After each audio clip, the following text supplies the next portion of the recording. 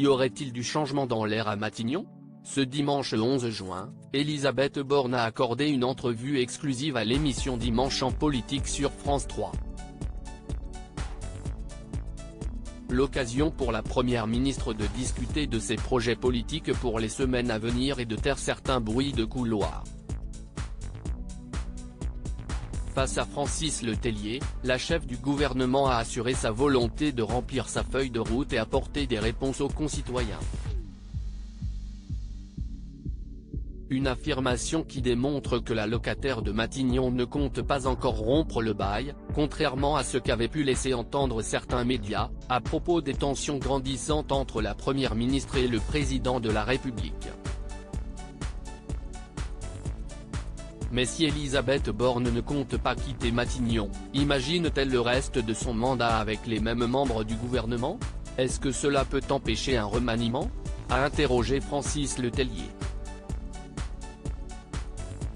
Un changement de ministre dans les prochaines semaines ? La locataire de Matignon a répondu avec prudence en déclarant « Si je dois évoquer ces sujets, j'ai le regret de vous le dire, ce ne sera pas avec vous, mais avec le président de la République ». Devant l'esquive de la chef du gouvernement, le présentateur de l'émission de France 3 a mené une seconde tentative, qui est, elle aussi, retombée à plat.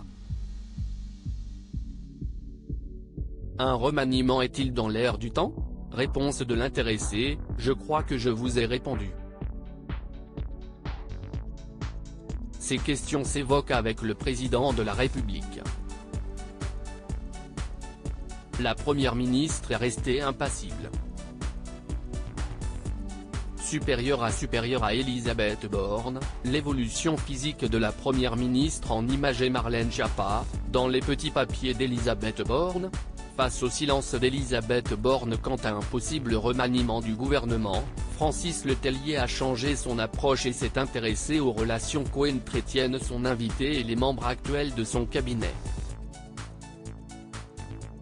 Le présentateur a évoqué le cas de Marlène Schiappa, que la première ministre avait rappelé à l'ordre après l'interview de cette dernière accordée à Playboy.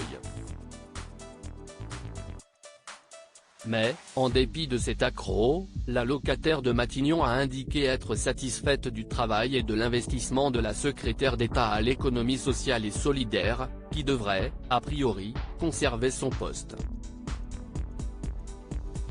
Marlène Schiappa est très engagée. C'est quelqu'un qui souhaite s'investir auprès des Français, a assuré la première ministre. Il n'y a donc pas de raison qu'elle s'en aille ? A rebondi le présentateur. Verdict d'Elisabeth Borne, je ne pense pas. Article écrit en collaboration avec 6 médias Crédit Photo, capture d'écran de l'émission Dimanche en politique du 11 juin 2023.